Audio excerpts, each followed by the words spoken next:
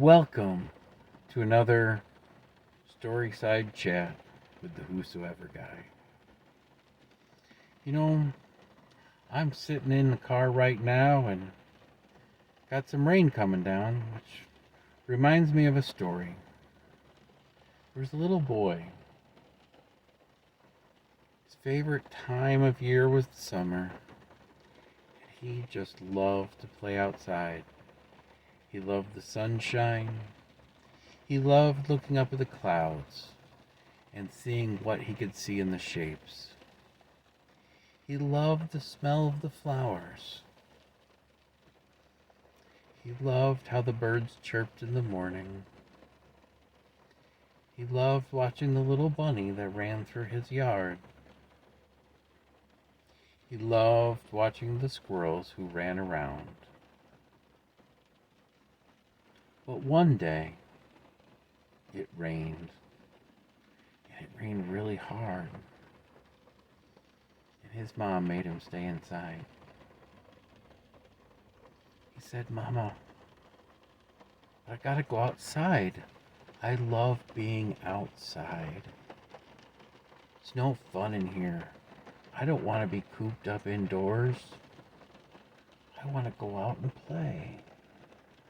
And his mom said, "No, honey. It's storming out. You gotta stay in till the rain's done." He goes, "I don't know why it has to rain anyways. I hate rain." She said, "Honey, do you know those beautiful flowers you love to smell?" He said, "Yeah." She's like, "Yeah, those won't grow unless they have water and they need the rain. And do you know that the birds and the bunny and the squirrels depend on the rain so that they have something to drink and for their homes to be nice and green?" "No, I didn't know that." "Did you know that the grass stays green?" she said. "Because it rains and helps it grow?" It's like, "No. But I guess if it's doing all these things, it's okay. I'll let it rain and I'll just wait." So he went back to sitting by the window and looking out at the rain, thinking about all the things that the rain might do, but realizing that the rain makes everything come to life. When we look at the Bible, there's a story in John about the Samaritan woman and how Jesus stops at the well, and at an unconventional time of the day, there is a Samaritan woman drawing water. And he asked her for a drink. This was very unusual because Jewish people did not ask Samaritans for something to drink. They wouldn't drink the same water out of the same container. That was just unheard of in that day and age. But it didn't matter to Jesus because he loved everyone the same. He didn't hold to that stereotypical belief of the time. He looked into the woman's heart and into her soul and saw how she truly was. And then Jesus said, and she asked him why he asked her for a drink. We read in John 4:10, Jesus answered her, "If you knew the gift of God and who it is saying to you, 'Give me a drink,' you would have had asked him, and he would have given you living water." For Jesus is the source of the only true living water. As humans, we need that living water.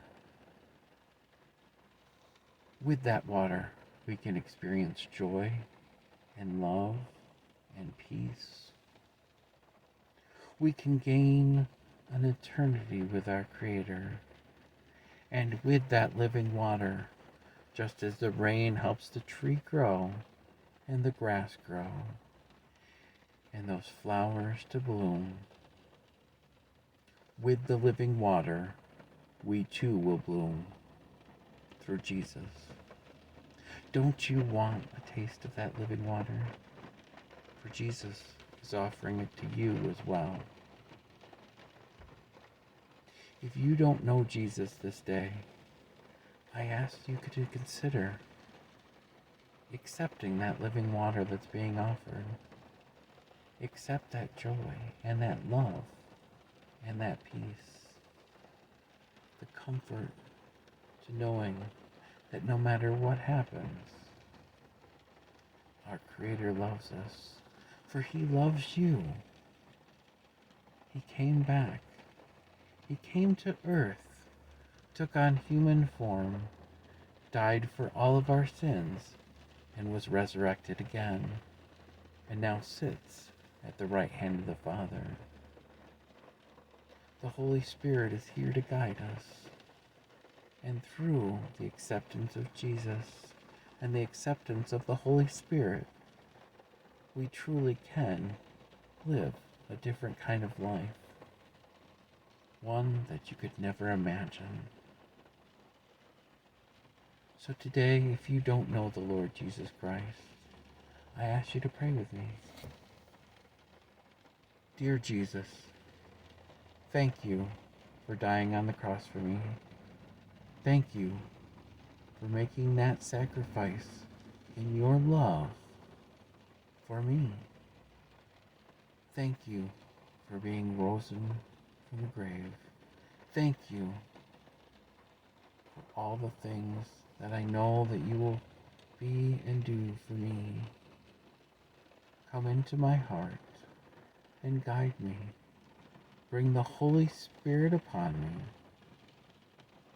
and let me go forth and experience true love in you.